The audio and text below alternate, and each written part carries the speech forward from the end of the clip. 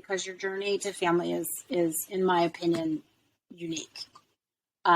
You are the only person I know who went through what you went through. So you had this fairly eventful pregnancy, and then, well, I'll let you tell it. Like, so, so, you know what, to start at the beginning, because we had a little conversation and you had, and you had, when I do it big, right? So, right. Yeah. When you do anything, you do it big. That's true. It just comes off that way. I have a couple disclaimers. The first is I have one child. My child is trans. He's 21. He came out 2 years ago. I'm fully 100% on board. Not a problem. The trickiest thing as a mom is when you've had 19 years of your child being one gender and 2 years another gender. Going forwards is super simple. Going with the him, he, him. Sometimes the baby stuff and up till, I don't know, the younger years, you still think as, the assigned female at birth as my daughter. So if I mess up in pronouns, forgive me, I'm working on it still. But that's disclaimer number one. And the second one is when I went through breast cancer, I learned a lot about it. And I think I still have a lot of good, relevant knowledge. I'm not a doctor. And my information, a lot of it is still 20 years old. So take it or leave it. Do your own research. I'll tell you what I can, what I know, what I don't know. But just remember that I went through my journey 20 years ago, not today. So those are my disclaimers. That's awesome. I love Milo. So it's just, he's the best. So anyway, all right. So let's get started. Early in your marriage, you got pregnant. And so you want to start there? You want to start with the breast cancer? Okay, let's start there. And was I old? Yes. I got married at let's call it what it is, I got married at 38. Went off the pill immediately. And actually everyone's like, "Oh, you've been on it so long, you'll have a hard time getting pregnant." Oh no. Right out the gate, I was pregnant like December, had a miscarriage in February, got pregnant 3 months later, right around Mother's Day, I remember. That was really terrifying because once you've had a miscarriage and you get pregnant again, everything is scary. But I had a very easy first trimester, never ever had the morning sickness or anything like that.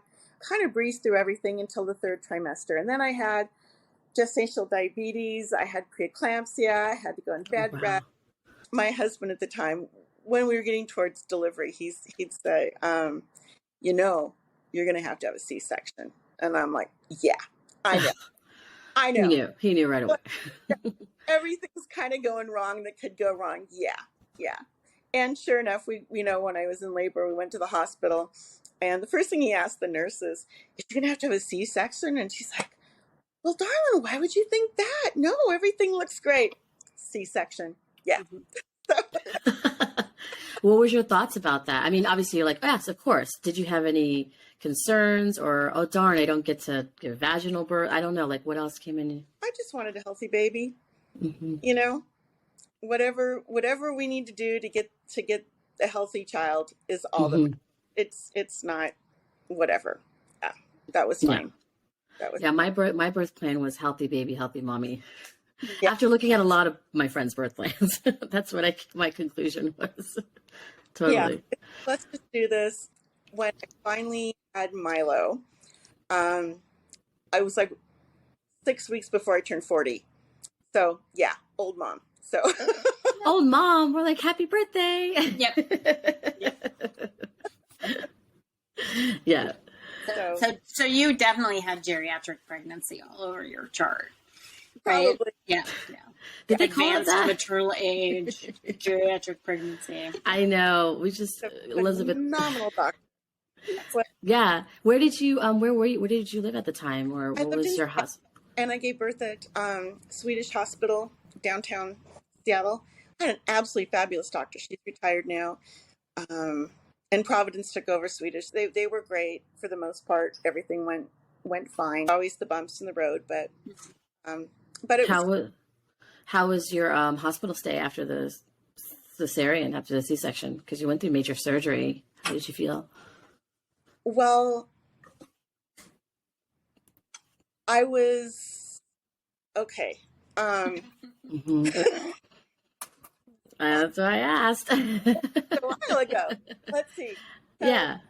because of the preeclampsia, and I'd also been in a car accident at 7 months. And so from that point on, I was having contractions, like they'd come really quick, and they'd say, if you have more than 5 in an hour, you have to immediately come to the hospital. Well, I'd have times where I'd have like 4, but then they'd stop. So towards the end, we were making all these trips to the hospital because we thought it was time, and we'd just come back like the night before. And they're like, oh, there's no way you're leaving without this baby. We're like, okay. We call my folks. They come down. Everyone's on board. And then 3 hours later, nope, you're going home. Oh my God. Oh gosh. So, okay. So the next morning around 7, I started contractions. By about 5 o'clock, so we go back and finally had an epidural. They had a really hard time getting the epidural in. They blew 4 veins. It was excruciatingly painful. That was the worst part. So tip number 1, get your IV put in as soon as you get there so you're not dehydrated. Don't wait until it's epidural time. That is helpful to know. Yes. Yes. So I had the epidural in. Everything was kind of progressing, and then my contractions stopped. So they're like, okay, or they weren't, my contractions weren't strong enough to push the baby out. I was happy. So they gave me Pitocin, which instead of making them stronger, stopped my contractions. So down, yeah. So then they're like, okay, guess what? C-section. And he was stuck. So C-section time. Yeah. So anyway, we went. Okay. Pause on that. Hold on. Rewind. Because we went straight into birth, which is totally fine. But did you say you had a car accident at 7 months? Because that's part of your prenatal. I'm thinking, oh, prenatal. How was your prenatal? How did you feel? Okay. So obviously you're okay. Milo's okay. Everyone's okay. So, but the car accident, I mean, you don't have to just share what you want to share, but then you started having contractions after that. Okay. So I lived in this small neighborhood, and there was it's like the day before Thanksgiving, and I was out of brown sugar, I think, and I had to go to the store to get some. And we lived near a high school, and it was one of those older neighborhoods where like every other street is a stop sign. And so I'd stopped and I started to go, and this kid, I guess, had forgot his homework, had run home and was racing to get back to class and didn't see me and hit me. Oh my. I wasn't that far from home. There was a hospital right down the street. Okay. Called my husband, got to the hospital. They had me monitored for several hours. Whatever. It was all fine. I'm only laughing because everyone's good now, but I mean, who would have thought? I don't know okay. So that's good to know everything was okay right away. You get to the hospital. Okay. But then after that was tiny fraction of the story. It's like, really? The car? Well, there's also, because obviously I didn't do anything to your pregnancy, but did you say you had contractions, or you thought you felt you had contractions after? They monitored me for several hours because from that on, I started having them occasionally, and they'd be and they would come frequently. And so then it was sort of like, okay, let's just get you as far into the pregnancy as you can. We don't want the baby to come too soon. And he was born exactly 3 weeks early. Oh, okay. The day. So got it. That's funny because Audrey was too. 3 weeks early. Yeah. But no car accident. Well, that seems like never a dull moment, because then now you're fast forward. All right. And so you went through the Pitocin, and this is actually, thank you for sharing this again. I just say thank you because we have our listeners and our viewers going to be learning about Pitocin. I learned about Pitocin from another friend that went through it, and her story that I interviewed. So it's like moms to be, spouses, partners are going to be learning all this language. So that's great to have it in detail. Well, and Pitocin is the drug that they usually give you if they need to start contractions. And for you, it just stopped. I just happen to be contrary to things.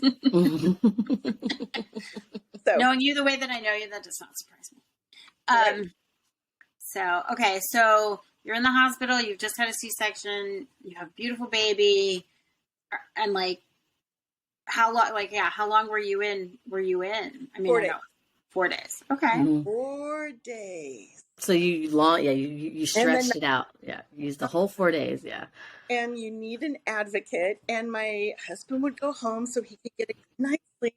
And I wasn't getting much sleep. They put me on morphine during it. And so he was born at 6:20 in the morning, and took till about 7 for them to stitch me up. I finally get to meet him when we go back to my room. And I'm just getting really out of it. And as time goes on, they're like, okay, we're going to move you out of the birthing room to a hospital room. And they move me. And doctors and nurses are talking to me and they're telling me things. And it just seemed like they were words going over my head. And I was trying to grab them. And I'm like, this is important. This is really important stuff. This is about my baby. And I can't grab these words. I can't hold on to them. And I just felt really odd. And by about 5 o'clock that night, I could feel myself stopping to breathe, literally stopping breathing. And I buzzed the nurse. My husband had fallen asleep on the sofa thing in the room. And she came in and I said, I don't have enough oxygen. I'm not breathing properly. And she's like, oh, well, whatever, let's do some tests. And I'm like, no, I'm telling you, I'm not breathing enough. Well, I have to do tests. So she does her test. She's like, oh my gosh, you're not breathing enough. You need oxygen. Yeah, for oxygen. So she puts me on oxygen and I'm just feeling awful. 7 o'clock, the night nurse comes in, takes one look at my chart and goes, good Lord, lady, why are you still on morphine? I'm like, I don't know. She goes, they should have taken that out after I don't know, an hour. Yeah. And as soon as she took it out, within 15 minutes, I was fine. I thought I was losing my mind. It was the worst thing. And so to this day, I'm like, I put on all my doctor charts, do not give me morphine. I don't care what you do to me. I do not want morphine. They should have taken me off and they didn't. Yeah. That was the So that's problem. right. I was just I wasn't breathing right. It was awful. Yeah, and you just gave birth, and you have all these hormones and everything else in your whole soul system. So, yeah. Even if hubby wants to go home and sleep at night, someone needs to stay in the hospital with you and be an advocate, because night nurses are very grumpy and all kinds of things can happen, and it's important to have someone with you. So, got out of the hospital and got home and was recovering. And the following week, my mom came down to visit, to help out. And she called me when she got home and she said, something's wrong with your dad. When I left, he was in his pajamas, and my dad would get up and he'd make his coffee and he'd go do something. He'd tinker in the garage or whatever. He was always doing something. And when she got home that night, because we were an hour and a half away, he was still in his pajamas and hadn't moved. And she goes, something's wrong with your dad. I don't know if he's had a stroke or what's going on, but something's happened. So she took him to a doctor. They did some scans and they found that he had a glioblastoma, which is a brain tumor. And it was in the middle of his brain. And they said, well, it's probably operable. We don't do that up here. They were in more of a small town area. He should go to Seattle. They can do more there. So when my baby was 2 weeks old, we accompanied my mom and some friends to take my dad to Seattle to meet with a oncologist. And this guy walked in the room, didn't say hello to us, threw my dad's scans up on the board and said, well, he's going to die. Oh my God.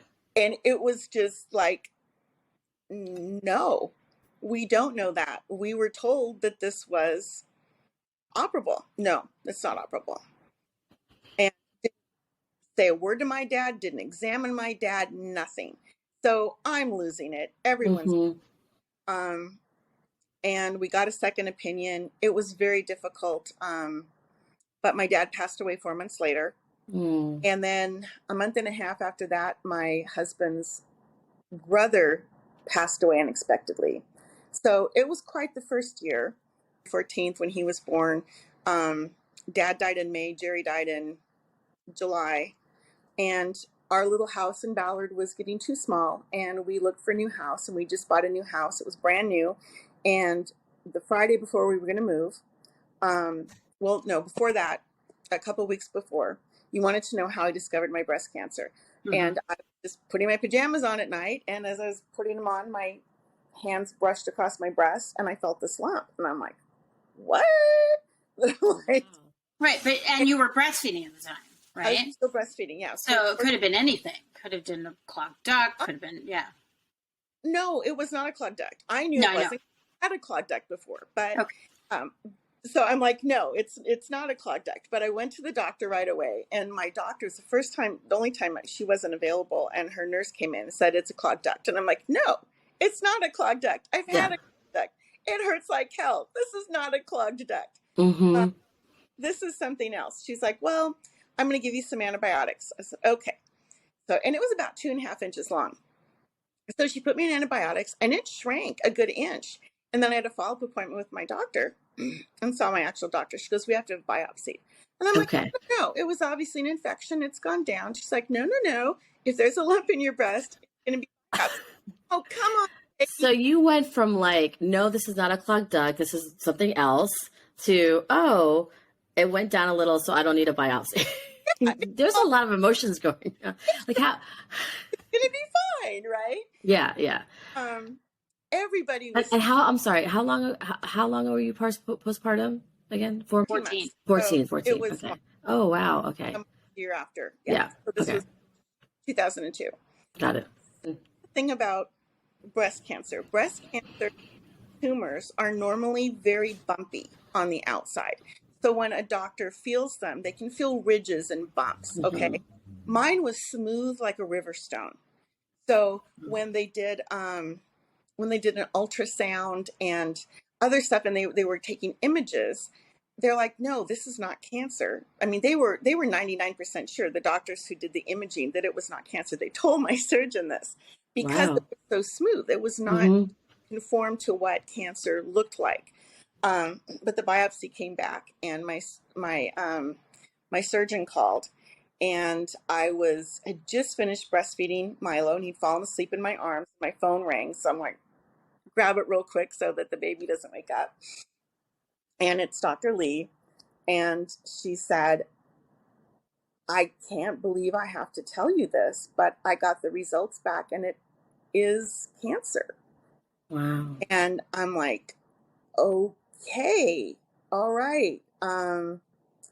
Okay. And we're moving the next week. Everything's in boxes. My husband was supposed to go to Europe to work the following week right after we moved. It was just a big. It was a lot. It was a lot. Yeah, you had all these plans, and now, bam. It was a lot. Yeah. So it was a Friday afternoon, and I called my husband and told him, and now my dad had just died, his brother had just died, and now I have a cancer diagnosis. So I was most worried about telling my mom. So I actually called some friends of hers that lived close by, and I said, hey, this is what's going on. Can you please go to her house so she's not alone when I call and tell her this? Aww. And they said, sure. So they went over, and they were there with her when I told her. So that was good. And at that point, we didn't know what stage. We didn't know anything until they, got in there to find out. So what next? Surgery. So, right? Surgery.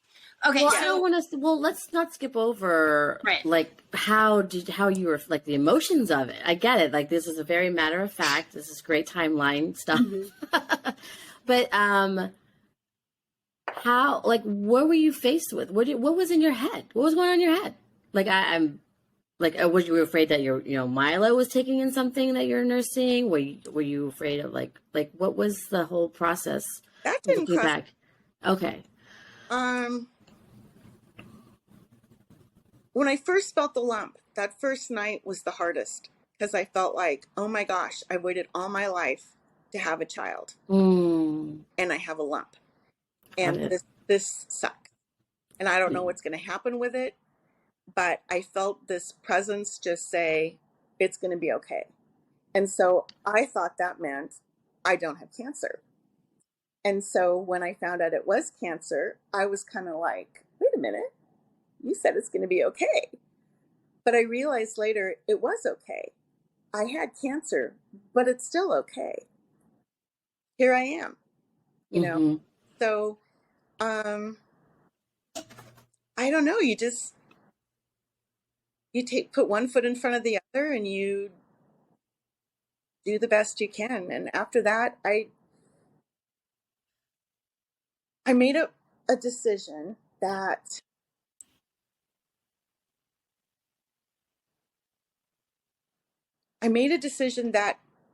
we're all going to die, right? Mm-hmm. I know I'm going to die. We're all going to die. Mm-hmm. And if it was my time to die, then okay.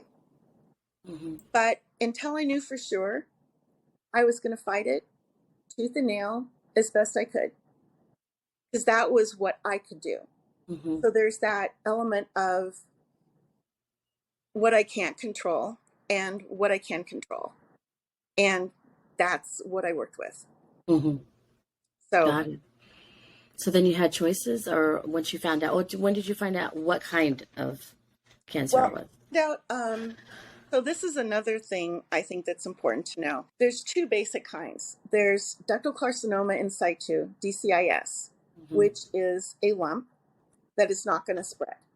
Is it cancer? Yes, but it's the good kind of cancer because it's not going to kill you. It can turn into the bad kind of cancer, so you still need it taken care of. But if you get a diagnosis of breast cancer, that's an important distinction.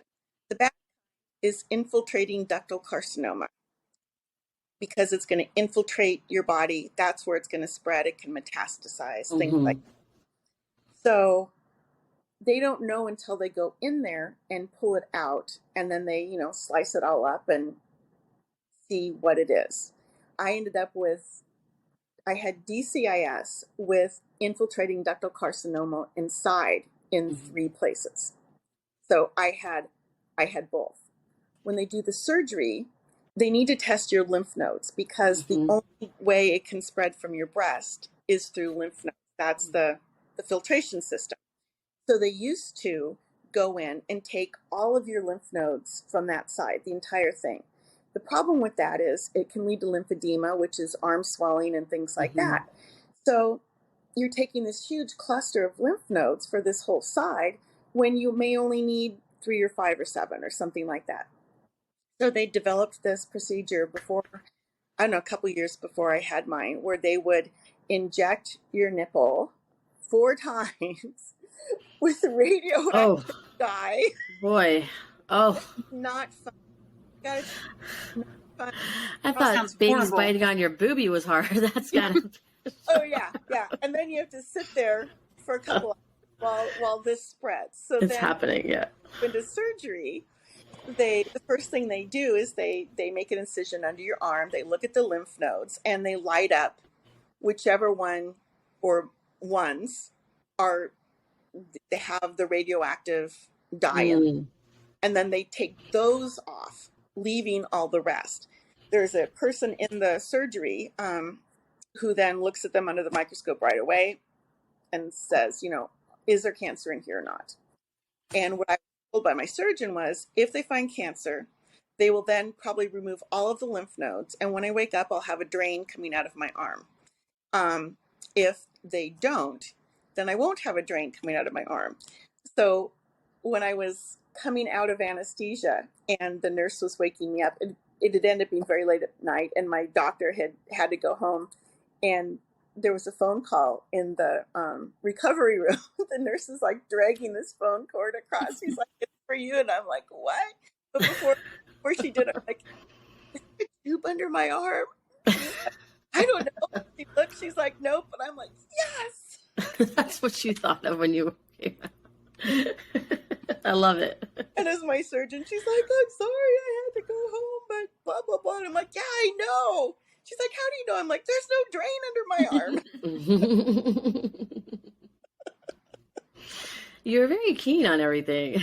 I gotta tell you, Elizabeth. Yeah, it's one of the reasons I think we're friends is because we can talk about just about anything. Thank you. Yeah. Yeah. So that was good. Then we moved. I had a month to. Oh no. So they'd said, "Oh yeah, after the surgery, you can keep breastfeeding until you start chemo." great, no problem. No. That night, I'm leaving to go home. No, we injected you with radioactive dye. You can't breastfeed Ah! for at least a couple weeks. Then you can again. I'm like, okay, wait a minute. You want me to not breastfeed for 2 weeks, then go back to breastfeeding for 2 weeks, and then stop? Are you out of your mind? So here we just moved into a new house. Mm-hmm. And I had to immediately stop breastfeeding. It was the worst part of the whole thing. Oh my gosh, it was so painful. My mom actually went out and bought a breast pump for me because it was coming out bloody. I mean, it was just awful. Wow. But just awful tricky. I don't even know what the surgery felt like or anything. It was. Were you prepared for that? Were they going to tell you, by the way, you're going to have all this excess milk? Yeah, that would that's have going been to right. No. I mean, what the heck? I know. I'm like, come on, seriously? You don't think you could inform me of this tiny little important fact? Yes. Very, very important fact. And, if, I mean, Milo was over a year at that point, so on solids and doing whatever, but still. So was there a point where you had to just grieve the fact that, first, did you stop breastfeeding altogether? And were you present to did you have to take time to just grieve that you're done with breastfeeding? Like, this is it, you're weaned. Like, there wasn't time to grieve anything. I just moved unpacking. I mean, we literally moved on a Wednesday, unpacked as much as we could on Thursday. I had surgery on Friday. We had friends come to unload our the rest of our stuff the next day. And then it was just trying to unpack pots and pans and make beds. And, I mean, you just keep going. Yeah, you definitely keep going. And then did you just go straight to formula then? Or was Milo just eating solid? He didn't need it. He didn't need it. The reason I was still breastfeeding, I know that the basically worldwide, women breastfeed about 2 years. Yeah. Because that's not the way they do things. But I've got a friend who's always looked at things from a different angle. And she shared a lot of stuff with me before I had Milo. And it was really helpful. She didn't believe in vaccinating her kids and talked to me about it. I'd never thought about it one way or the other. I just assumed I was going to do it. And I thought about it a lot. I did some research. I talked to our doctor, talked to my husband, and we decided that we were going to vaccinate, but we were going to do it on our own terms and in our own time. He's not going straight into daycare after 2 weeks. I quit my job. I was a stay-at-home mom. So there was no reason he was going to be exposed to a bunch of outside influence. And it's the dead of winter. I mean, it's not like going anywhere, right? Yeah. So I remember going in and he was 3 weeks early, so he was really tiny. And the first time we went in for vaccinations, postpartum, basically, post-delivery, they wanted to give him 4 shots at once. And I'm like, what? And some of those have God, do we still do that? Yep. Yeah. No, it's a thing. Yeah. No, I can give him 2. And she's like, what? We spread ours out, yeah. How do we know which one he's reacting to? Besides, have you had 4 shots in a day? Because I had some diabetes. I had blood drawn 4 times. And I'm saying, she's like, oh, we'll still have to come back. I'm like, yeah. Just big deal. Yeah, so that's all part of your postpartum journey, is even just advocating for that as well. Yeah. So he did, but I did it not necessarily in the time frame that they wanted. I got all of his vaccinations, but as worked out best for Your what family. I thought was. Yeah. Well, the reason why I asked about the breastfeeding is because I breastfed till Sebastian, my firstborn, over a year and a half. And so given all the news coming at you, okay, this is what's going to happen, surgery, breast cancer, then you just knew, okay, this is our time is up for, providing and having that type of bonding with Milo. I'm just focusing on that aspect right now in postpartum. Like, was that there for you ever? Or are you just like, okay, survival mode, this is what we got to do. This is it. You're weaned. We're done. Let's move on. Like, did you ever have that part of being present? That I was sad. I don't think I had the well in the sadness, but yeah, I was sad. I love breastfeeding. Oh my gosh, you can eat anything and you lose weight. I don't know who doesn't want to breastfeed. Good Lord. I'm still waiting for that. I was just like dropping pounds here and there. I'm making cookies. I'm like, this is Mhm. great. It's a magic thing. And it's special bonding. I loved it. I love breastfeeding. It was easy for me. So, there are people it's not easy for. And if it's not, then you've got different options, Mhm. which is awesome. That's fascinating to me. And I say that because postpartum is a big part of my journey and how mommies are taken care of. It's always about the baby, the baby, the baby. Oh, well, how's the mommy doing? And that's why I focus in the questions like, well, how are you? And how are you feeling? And, just you looking back at it. And then for other listeners, because this is in honor of Breast Cancer Awareness Month, right? And so we really hope that other moms, women, listen to this and have that sense of this is what I could do if this is going to happen to me. Or if this is happening to me, I have to wean off. Or even if someone doesn't have it, how are they going to support their friend, their mom, their sister? So that's why I'm curious. What was that again? Offer to clean the house. Mm-hmm. Seriously, that's the best thing you can do. Bring food and help clean the house because you can't. Oh, that's interesting. Yeah. Who was your support system when you finally moved into your new house? Well, you can't do that because I'm like trying not to say anything because I do know. I know. Well, I don't know if she does know. Or your village, yeah. So I'm from Portland, Oregon. When I went to Italy on a tour, and the tour guide I ended up marrying a couple years later. That's how we met. And he was from Seattle. So I had moved to Seattle. We lived together for, I think, about a year. And I was at the point where, I want to get married and have a kid. If you're not into that, fine.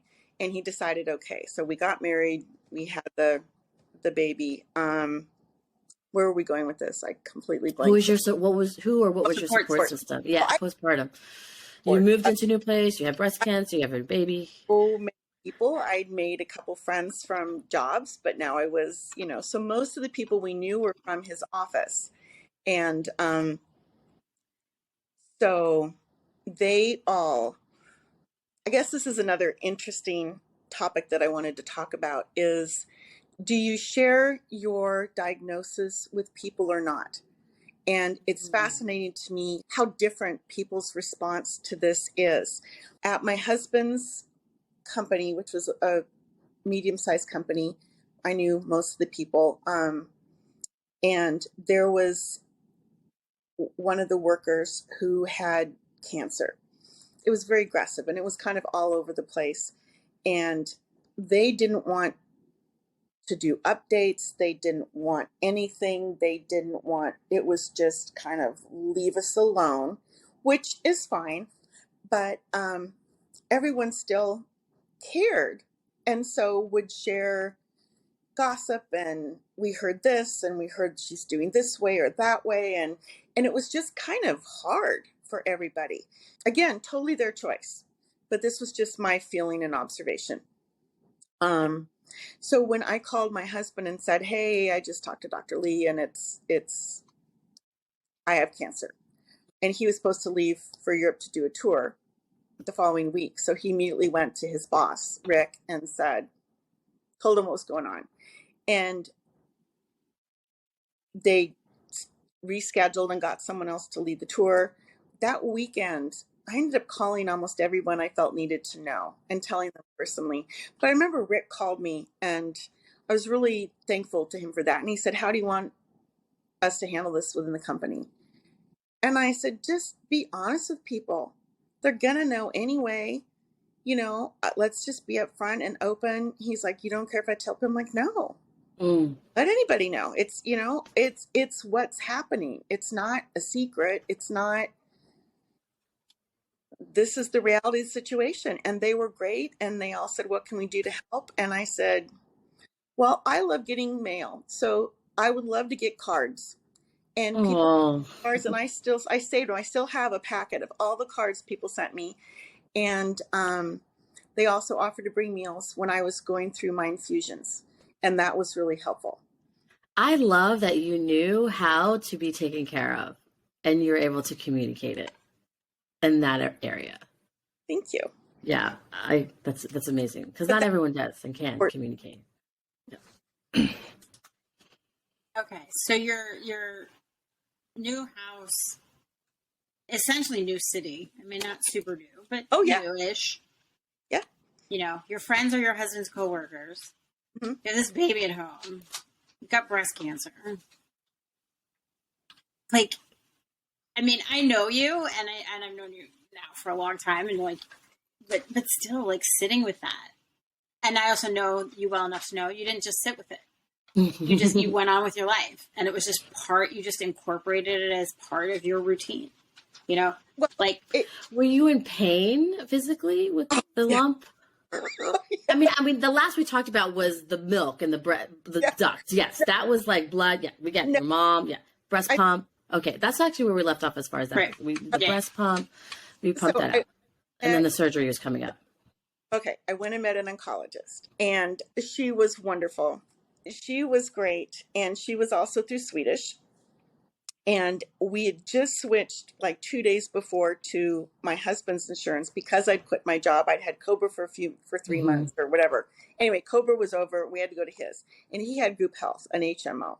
So we get to the end of this like hour and a half consult with this wonderful doctor and go, oh, by the way, our insurance just switched. Can we still come to you? And she's like, no. Oh God, the insurance. Flo, another insurance conversation. Oh, no, yeah. Like it's such a big part of everything. I know. She goes, you were so lovely. I would treat you for free, but the cost of chemo would bankrupt you. She said, it's ridiculous. But if you have any problems at all, you call me and I will help. And God bless her because I did. Chemo and me did not get along. I was offered 3 choices for chemo. This is another thing people should know. Just because you have cancer doesn't mean it's not a one-stop shop. You know, there's different kinds of ways to approach your particular situation. I could have had this one chemo, and I can't remember the name of it. It's very aggressive. 3 months. You get an infusion every 3 weeks. You will 100% guarantee to lose your hair. It's very hard on your body. 3 months, you're done. That's it. Or you could do, that was door number 1. Door number 2 was every 28 days you started a new cycle. The cycles it was a total of six cycles. So on day 1, you would start an oral chemo that you would take for 14 days. On day 1 and 7, you would also have an infusion. And then after the 14 days, you would be off, and then it would start all over again. Or door number 3, you could do a weekly infusion of a less toxic amount of chemo, but you're just sort of doing it constant for 6 months. I chose door number 2. I would start the Cytoxan on day 1. I'd go have an infusion of methotrexate and 5-FU. I was fortunate that I was not one of the people who had to sit there and have a drip and be sitting there for 3 hours. Yeah. It was called a push, where they would put an IV in and then the nurse would gently push it in. At group health, it was horrible. I had this nurse once who I think was in a big hurry and tried to do the whole thing in about 5 minutes. And I felt like I was on a roller coaster because she's pushing all these fluids through my body. Wow. Because we moved, I found out I could change to I was far enough away from downtown Seattle that if I made my primary in Everett, which was closer, I could, and they didn't have a cancer facility in Everett, that they would have to pay for me to go to a regular cancer facility. So that's what I did. And I had the remainder of my care with non-group health doctors, which was then lovely. Good. And one of the things I put down in my notes was know your own body and listen to it. Halfway through my last round, I just knew I was done. And I did that final round and I talked to my doctor and I said, I don't need it. I know I don't need it. And he said, okay. That's awesome. Is that why you chose door number 2? You kind of just knew yourself and the timing? No, well, I know myself and I'm an enormous needle phobe. Okay. Yeah, you know yourself. I have a port no. didn't want people don't understand. I don't like something stuck into my skin, and I don't want Mhm. something right under my skin. So to me, the thought of having a port was immensely creepy. And Yeah. everybody, oh, you have a port in. No, you're not putting a port in me. Are you kidding me? No. No, and for our I love for, that because for, people do think that. I think that too, Yeah. because that was my experience with family. for our listeners, a port is a what is this? A subcutaneous. It's something. Yeah, go ahead. directly to the blood vessels, so that instead of finding a vein and giving you an IV, they poke it through the skin into this round port, and then they can inject whatever they need to straight in. And for our listeners, it's on top of it's in your chest. Well, if this is considered your chest, yeah. And it stays. They try to make it sound like it's a simple procedure. A lot of people had a really difficult time after they with the final procedure. It's not the simple thing they make it out to believe. But I'm like, no, you're so not doing that. No. Yeah. So yes, I got poked. And yes, eventually I kind of got over my fear of needles. So yeah, that's probably good. Yeah. So then when you told your doctor, okay, this is it, I'm good, like I feel it, what was the lump or where were you at? Where was it at that point? What's that? Well, the How do you moved through surgery. Yeah. It was 6 months in. Got it. Okay. And now, so I'm going to ask an indelicate question. Yeah. You had a lumpectomy, right? Or did you you didn't have a mastectomy? I did not. So they just took that piece out. Mm-hmm. Yes. Yeah. And the sentinel node biopsy, which is the one under the armpit to find the radioactive nodes. So then the radiation helped shrink it down? Because you took radiation and had the surgery. No, it was gone. They removed the tumor. So they do the surgery. They take the tumor out. Yes. We skipped that part. Sorry. I just realized that. Yeah, we sort of did. Yeah. Just the clarification. Yeah. So much story to tell. Yes, please. So, they took the tumor out. They dissected it. They found out it was the DCIS and the infiltrating duct carcinoma. Okay. Mm-hmm. Based on that, then it wasn't in my lymph nodes. So they did not have to do as aggressive chemo. So then they make a plan after that. The thing is even though they may have clean margins, which means that here's your tumor and there's an area around it, they want to take out a healthy area completely around it, clean margins that have no cancer in them, then they feel like we got it all.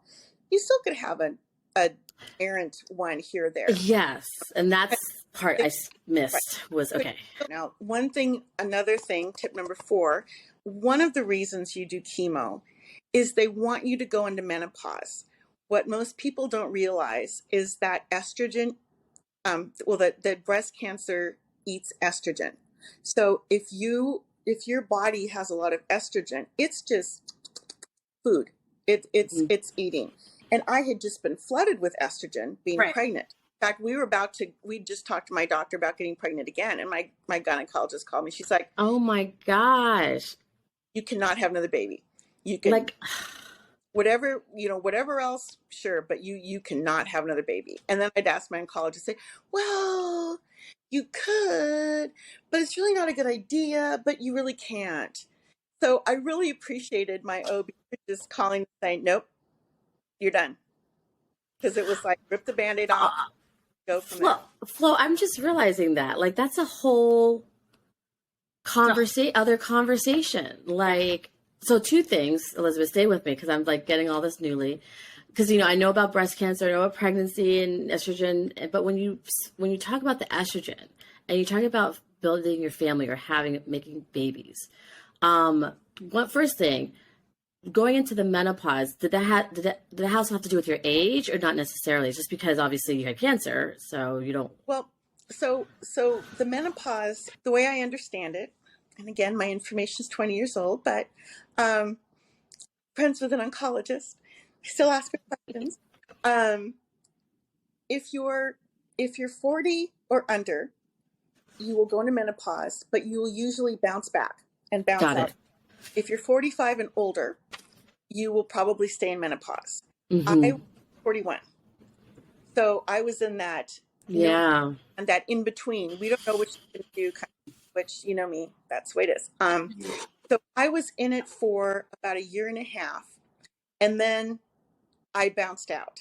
Mm-hmm. And at that time, a friend who's an oncologist anyway, and said, just have your ovaries out. Just please have your ovaries out, because then there's no estrogen for any leftover cancer to eat. Just get it done. I'm like, okay. So I had my ovaries removed. So that kind of sealed that deal. So that was fine. But yeah, so one of the reasons for the whole chemo is to put you into menopause. Whether or not you bounce out can depend on your age. Mm-hmm. So yeah, it wasn't because I was an older mom. It was just kind of where it fell. And again, those numbers could have shifted by now. I don't know. So many factors though. I hear you. I get it. Because if you had a mom or woman that was, say, 28 and gone through what you did, but still wanted to have children, she didn't fall into that line, that age bracket that you said. So there was still that possibility if they chose. Okay. And I don't know at that point either if it would be good for them to ever have another. Exactly. Yes. Just hypothetically, Yeah, that's because again, I'm taking this all like new. Yeah. Wow. It's a lot. Okay, so it is a lot. It's a lot. So not only did you have to I'm going to use this word. It's probably not a word you would use, Elizabeth. You mourned not being able to breastfeed your child anymore. And now at this point, you're 42, 43, whatever, and you're like, oh, and no more babies. So your family's done, right? At least our ovaries out. But I knew, like I said, my OB called right after she got the results of my breast cancer, because they sent it to her too. And she's the one who said right then and there. So that was long before I had my ovaries out. She's like, no more babies. You know what I'm thinking of right now? It's like Miracle Milo. Miracle Milo. Like the timing of meeting your husband. I want to have a baby. This is what's going to happen. You had Milo. He is a miracle. I like. Yeah, I'm over here. I'm like tearing up because that's. Yeah, and the age. He is. I'm saying because you had. I'm 40. Oh my God, how old am I going to be? 44. Anyways, I had 2 kids, but I had them at my 40 and the fact that that's what I'm present to. Yeah, Elizabeth. That's all. Is that Milo was you and Jean were supposed to be. The timing of it, and all of this was supposed to happen. Yeah. Well, and told me he was trans. Mm-hmm. I just thought about it a minute, and I just said, well, then that makes me the luckiest mom in the world. And he goes, what do you think of that? And I said, well, I was only able to have 1 kid, and I raised a beautiful daughter, and now I got a handsome son. So I got 2 kids. And score. Yes. Oh my God. But you know what I mean? Like that's. Okay. Yeah. That's what I mean. It's just because because as women it's it. Like we have a timeline, whether we like it or not. And our timelines bring us to our journey, and this was yours, and it's how amazing. Oh, it is. And Milo is an incredible person. Oh my God. I'm very grateful that Elizabeth. This is why I have the tissues next to me. I know. Sorry to interrupt, Flo. I'm very grateful that Elizabeth and Milo are in my life because it, The smile that Don has on his face right now. Oh, I know. He's cracking up because when Milo was 7, because I met Don in April and May of 2002. Mm-hmm. And for listeners, Don Anderson was a fantastic artist. He was one of my best friends, and he died in 2009. And after he died, Elizabeth and I decided to become friends. Yeah. And he's my brother. And he's Elizabeth's brother. Okay. And so through the process of mourning this person who was so important to me and so important to my family, I didn't have a family yet. It was important to Sid and I, important to my husband and I. I got out of it. I got Elizabeth and Milo out of it, and I'm just so grateful for that. But when Milo, But you were pregnant when he was dying. I found out he's the only person I think outside of he was one of a very small group of people who knew before I was 12 weeks pregnant that I was pregnant, because I knew he was going to die before I hit 12 weeks. After he died, I just felt, I didn't know Flo at all, but I knew that he was incredibly important to my brother. And I felt like I need to make a baby blanket for him. Oh, that's true. You did. That's right. So I made a quilt for. How sweet. Yeah. Was Don in Los Angeles? Were you? Yeah. Don was a storyboard artist and screenwriter, and he directed a couple short films. So he's just an amazing guy. He's in her Elizabeth. Don is in Flo's Delivery Diary story. He is. Yeah. He is. Mm-hmm. Yes. Yeah. And I'm putting it all together. So yeah. So he's amazing, and he was amazing. He was an amazing man. And I, completely. And biggest loss of my life. Oh, I can imagine. And was losing Don.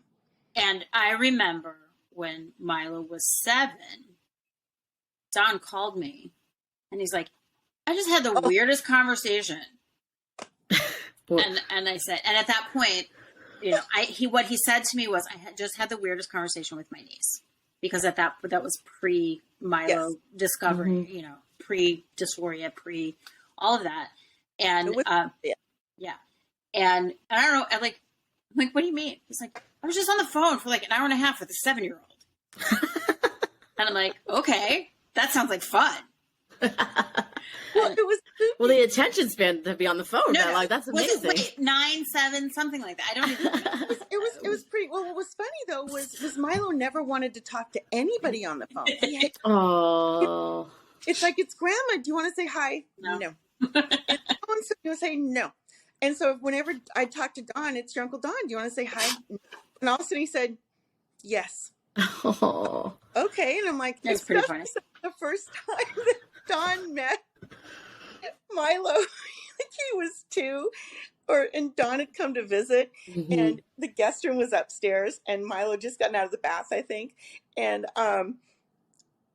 Don, stairs were very hard for him, and so he pulled himself up, and Milo had opened the bathroom door, little kid, and I'm like, hey, this is your Uncle Don. Like, the door. Yeah, that's funny. That is really funny. And, oh my God. And that sets the scene. Oh yeah. That's so cute. That's so cute. Yeah. That's cute. But so that's how Elizabeth and I met, is through one of the biggest tragedies of both of our lives. Is this human who was so important to me. And so then comes this amazing friendship you guys have. Oh God, it's family. It's all perfect, Elizabeth. This is wonderful. So then, because I want to make sure we don't miss anything. So recovery. Should we just, how was recovery? Because, and we got to bring it back to, you have how old now still? 1.5, 2? 2 years yet. Oh, okay. You went to it. Because go ahead. After chemo, I still had radiation for 7 weeks. Okay. Oh my gosh. So what was that like? And let's bring it to, what was that like with a baby? Well, you'd asked if it was painful. Chemo, like I said, chemo and I didn't get along, and it was very painful. And there were times it would feel like your guts were being ripped apart. It would be so painful. I'd kind of go through a period for like 20 minutes where I'd just be in horrific pain. And I remember my mom was there once, and she was so upset. And she wanted to go see the doctor the next time I went. And she's like, she was in terrible pain. And he's like, well, yeah, we're giving her poison. Terms of endearment moment. My daughter's in pain. Yeah. Yeah, exactly. So that. But also another thing I think people should know, if you react to chemo the way I did, I ended up being lactose intolerant, and the doctors at Group Health didn't understand what I was going through, but I called the other oncologist, and I was having horrible diarrhea, and I felt like my entire body had just been immersed in a vat of acid. I didn't eat anything without running to the bathroom, and it was horrible, and they didn't know what it was. And she said, you're lactose intolerant. 5% of people get it. Go off all dairy. If any product says it has whey in it, do not have it. It immediately stopped, just like that. So that was a saving grace right there. The other thing is it made me tired, so Yeah. tired. And I know that it's very hard to explain to people the level of tiredness, because it's almost like it deserves its own word when you're going through chemo. I would get paperbacks from the library because I couldn't hold up a hardback book. And there were times I was so tired, I literally couldn't open my eyes. I was awake, but I didn't have the energy to open my eyelids. It was just too much energy. It's a tired that is hard to explain, but at that point too, I think you're kind of like, yeah, it'd be okay if it was my time to go. I'm just tired. I'm so tired. And my husband would just kind of keep Milo downstairs. He'd bring him up usually like in the morning, afternoon, and night for a visit.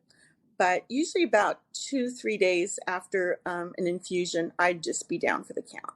And so was Gene working, or was had he taken time off at this point? No, he was working, but he generally worked from home. Okay. He would go do a couple tours. That was the end of his touring, but he'd still go to Europe to update books. Mm-hmm. So he'd do the book updates, and he'd be gone every April for about 3 weeks. But other than that, he was pretty much home. Okay.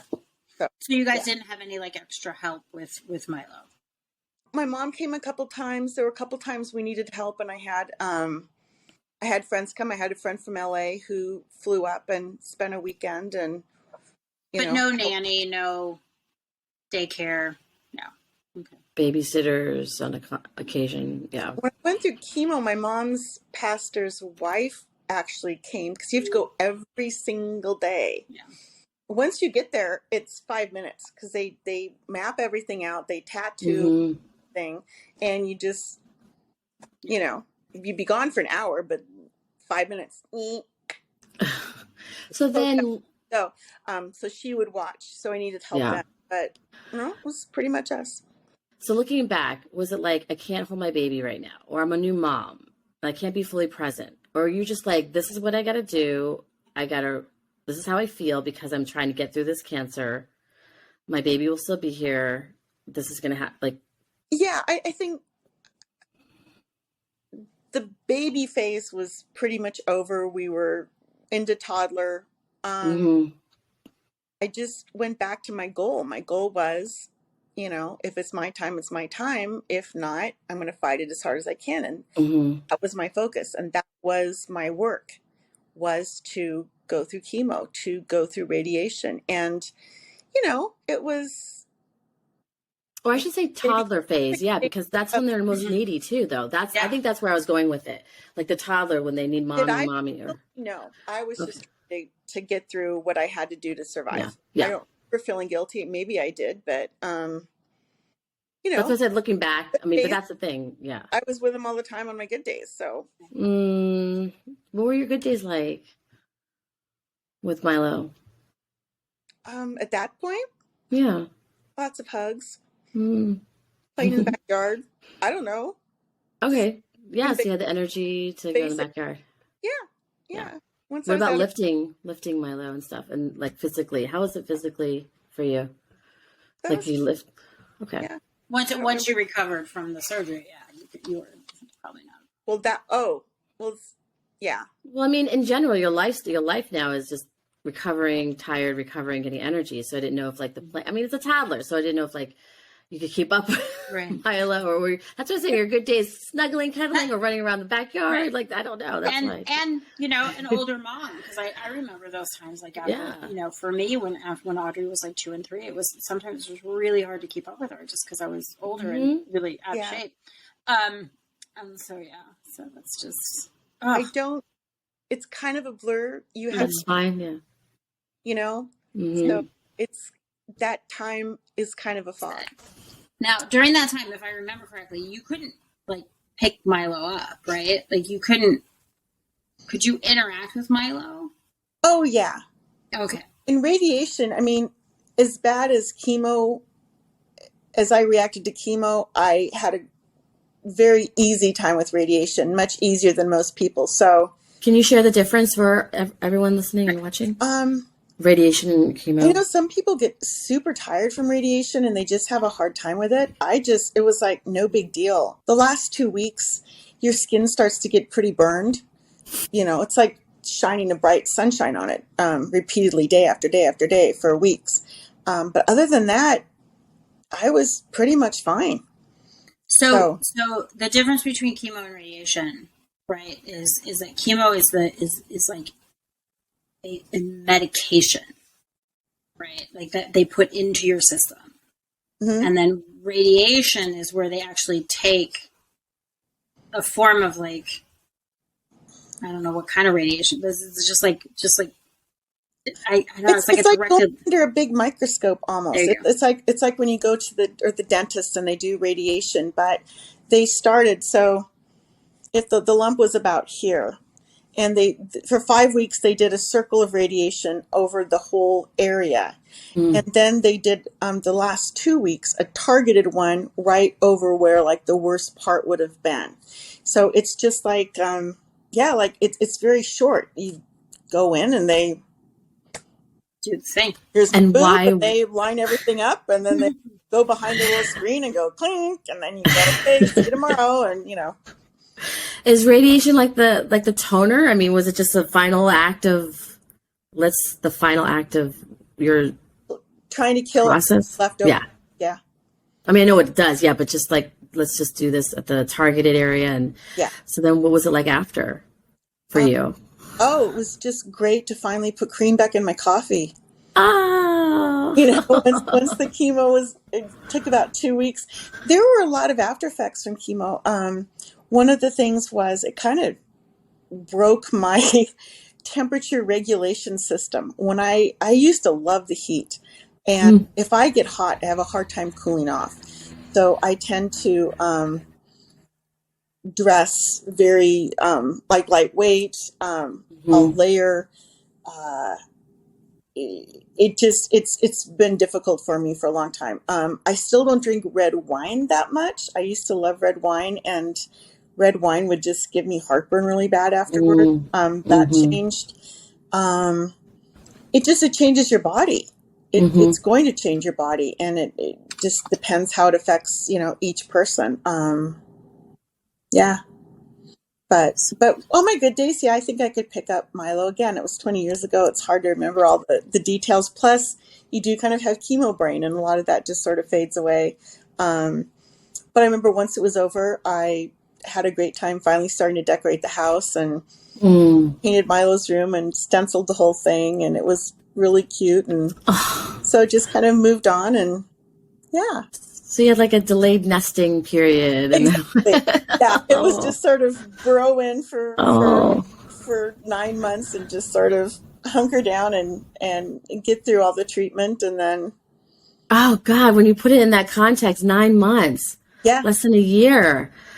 Dang, girl. Yeah. You were just, you're like. You start with the surgery, and then you've got a month in between, and then you've got your 6 months of chemo. And then they only give you, I think, a couple weeks in between there, which I thought was pretty mean. And then it was your 7 weeks of that. So, I finished radiation right before Christmas. How old was Milo then? He would have been 2 in January. Okay. So it was between 14 months to almost 2. Yeah. That's a lot. Ooh. So whenever I think of my postpartum, ladies, listen. Right, exactly. It's like you think about what you went through, and then you think, oh my God, look at what Elizabeth went through. I mean, I get it. Everyone's different. We're all different. We're all different. But in the context of, you know, extra things to go through as a human being, let alone a new mommy, that is putting it in a different context, I think. Did you ever experience any, like, here's how I want to start this question. Were you always this ray of sunshine? Just talking to you, meeting you for the first time. So really, I mean, because you're very, I think I'm a positive person, but you just like before and after, were you just always like positive as far as I'm going to get through this, you know? Yeah. I'm going to do this. Yeah. Okay, great. I mean, And I had a friend call once. In fact, I talked to her today, and I was going through chemo, and she started telling me she was having a problem with such and a bad day and blah, blah. And all of a sudden she just stopped. She goes, "Oh my gosh, I'm so sorry." And I'm like, "What? What?" She goes, "Well, you're going through cancer." And I'm like, "Yeah, so?" It's like, "Well, you've got it so much worse." And I'm like, "Well, it's not a contest." oh yeah, yeah, We yeah. all Like have who bad has a worse? days. I mean, Yeah. what? You stop having bad days because I'm going through cancer? I mean, come on. We hmm share good and bad times. Bring it on, baby. Let me think of someone else's problems for a few minutes. Well, yeah, because I kind of was like, I don't even want to ask the next question because I already answered it for myself in a way because it's like, did you have any baby blues, postpartum depression? But it's like, you don't even have time for that. It's like, that's not even like, what are you talking about? I'm Right. surviving cancer, okay? But the it's fact is, not because of right. hormones, that's what I mean, and Well, other things that go on through our minds and mostly no, emotions. because of my dad. Because pretty much right after, 2 weeks after hmm Milo was born, my dad was diagnosed with the glioblastoma, the brain tumor. And hmm we were just into trying to take care of him and watching him go downhill and getting a second opinion and having a doctor actually talk to him and examine him and find out that he didn't know what day of the week it was or what year it was or um, couldn't tie his shoes or, there was a lot going on. My mom couldn't help me with the baby because she had to be with him full time and take care of hmm my dad. So I was pretty much on my own. That was it. But we were just kind of in a lot of survival mode, and watching him go downhill and die was very hard. And then when Jean's brother died, that was also very hard. And so, no, I did not suffer postpartum depression. Thank God. hmm I Well, but how would you don't have know. even known? I mean, Yeah, at some level, right? Like your dad died. Like, so yeah, was it, in yeah. the middle of your, your hormones doing what they do. It's like, So yeah, it was, and then we had like a few months respite, and then it was on to my cancer. And hmm so it was 2 years of utter chaos. Well, and remember before that there was the miscarriage. So it was like mhm. marriage, miscarriage, pregnancy, car accident, Baby preeclampsia, C-section, dad, recovery, dad dad dying. Oh tumor, my God. dad dying, brother-in-law dying, moving, cancer, hmm chemo, radiation. It was just this, it was 2 years of just keep hmm swimming, just keep swimming. Yeah, just part of your story. There's the grief in pregnancy or grief in birth in part of your story. Okay. And I want to now go to, like, for those listening, what advice or what, I mean, just listening to who you're being, people can take away and who to be and how to be. But Oh, what can you say in your own words, anyone going through, whether it's, grief or breast cancer, any cancer, in this moment of motherhood or family planning and family making? um, I have watched a dear friend and my brother both pass away, and my dad, since having my child. And it was very fascinating to me how differently each person approaches a diagnosis of cancer. And my dad, of course, Mm, was not my dad very quickly because it was in the brain. My friend, Jeanette from LA, who had flown up to help me when I was going through chemo, had stage 4 colon cancer. And I flew down to take care of her. I think Milo was about 3 or 4. And I was like, okay, we need to ask your oncologist these questions and we need to do this. And I cooked her food and I cleaned her place and I just, took her to the oncologist for the first visit. And we got there and she asked me to wait outside. And I was just floored. And I was like, okay, so I did. And she never once asked the doctor what her prognosis was. She would not let him tell her. And a quick Google search will tell you that stage 4 colon cancer, you've got less than, was it like 5% chance of surviving a couple years.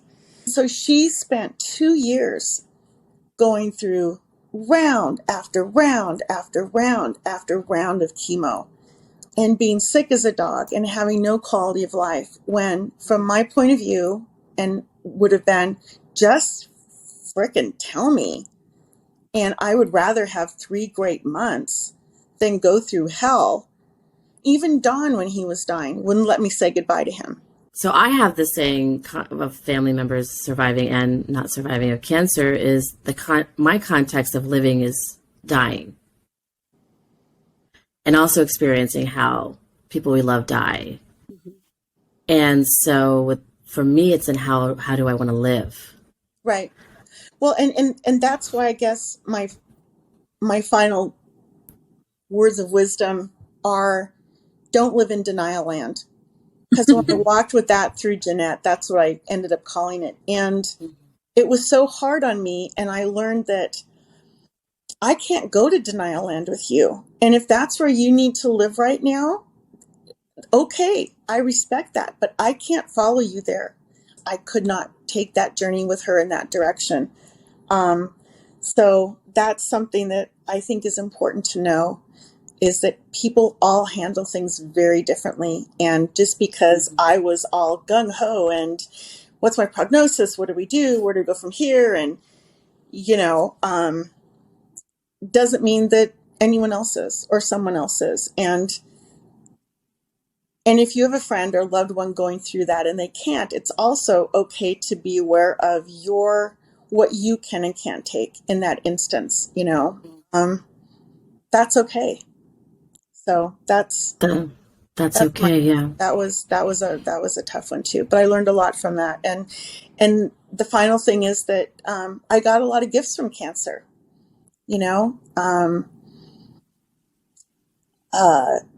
like what? I made peace with dying.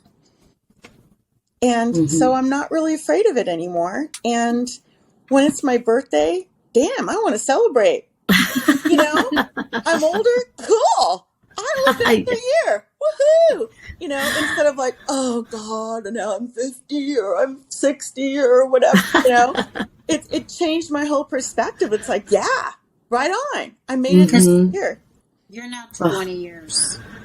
You've had clean this year. You've never had no recurrence of breast cancer. Oh my gosh! No. Woohoo! And yay. I used to also be more afraid of confrontation, and I'm still a people pleaser at heart, but I let go a lot of that and learned to just be more of who I wanted to be, I think. So those were my gifts. I receive your gifts. We receive your gifts. Thank you for giving us your gifts. And thank you for sharing your delivery diary. Thank you for having me. I appreciate it.